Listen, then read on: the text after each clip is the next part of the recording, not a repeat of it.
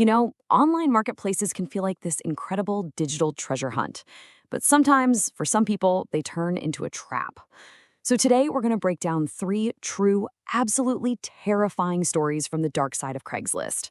We're going to uncover the patterns predators use, look at the red flags we so often miss, and talk about the life-saving lessons learned from the people who actually survived. Let's dive in. Just picture this for a second. You're home alone. You hear a noise upstairs, so you run to your bedroom, you lock the door, and then you see it. A shadow under the door, just standing there, silently. That's the climax of one of the stories we're looking at today.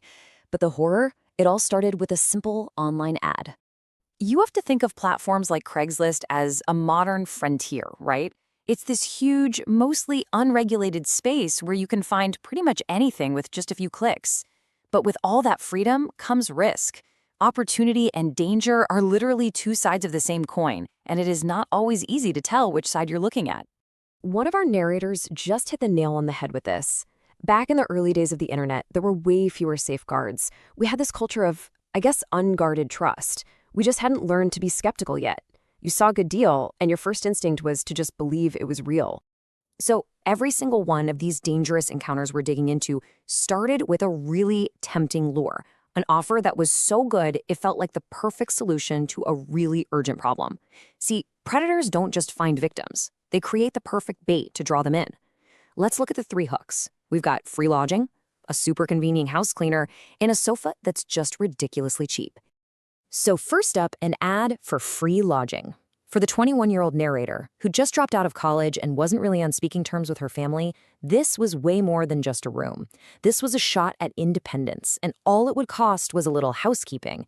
It seemed too good to be true. The second lure was all about convenience. You've got this homeowner, he's working really long hours, and he sees an ad for a simple, cash-only cleaner. It seems like the perfect fix for a common problem. And then he casually mentions that he lives alone, a little detail that would come back to haunt him in a big way. And this third lure, well, it was born out of pure desperation. A young guy gets dumped and kicked out by his girlfriend. He needs to furnish an apartment he doesn't even have yet. And then he finds it. A full sectional sofa for $45. 45. In his situation, it felt like a miracle. He messaged the seller, a guy named Keith, immediately.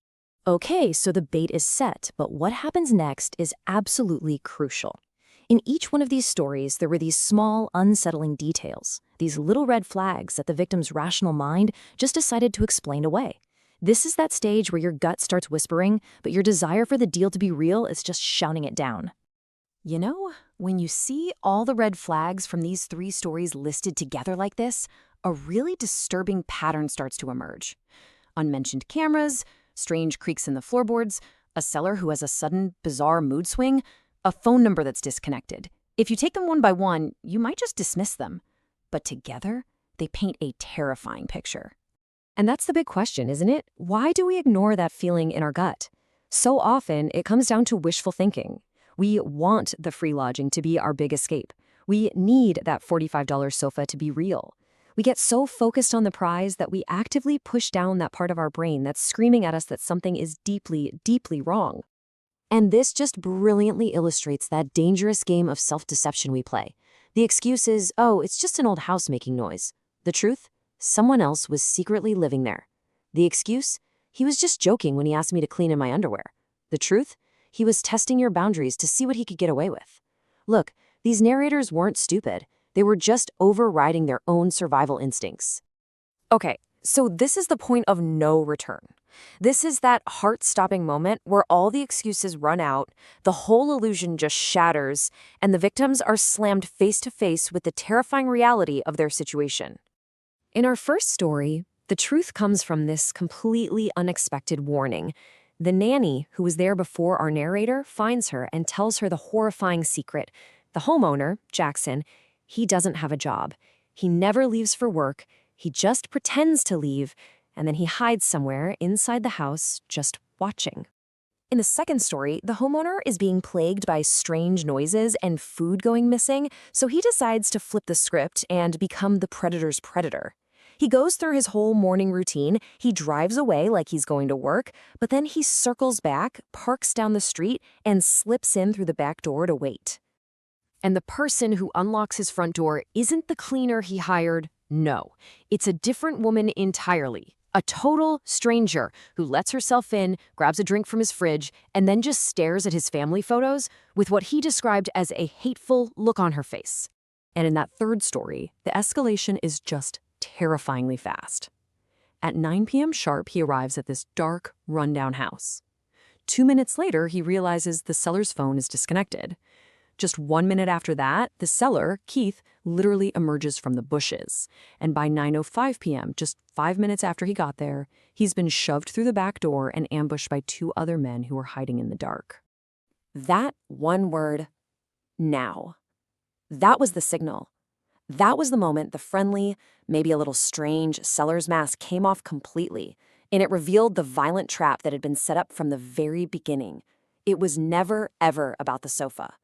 Look, these stories are absolutely terrifying, but they're not just here to scare you. They are survival guides written by people who barely escaped. So let's take all the hard-won lessons from what they went through and distill them into a clear playbook for staying safe. So here are the 4 key takeaways. 1. Always, always tell someone your plan. A simple text can be a lifeline. 2. Vet the details.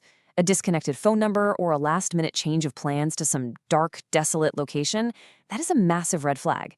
3, and this is the most important one, you have to trust your gut. That uneasy feeling is your subconscious screaming at you that it has spotted danger. And 4, just leave immediately. No deal, no matter how good it seems, is worth your life. And that leaves us with this final, haunting thought from the first narrator. The price of a deal that seems too good to be true, well, it isn't measured in money. It's paid for with your safety, your peace of mind, and sometimes much, much more. So the next time you're scrolling, just ask yourself, what is this deal really costing me? And is that a price you're willing to pay?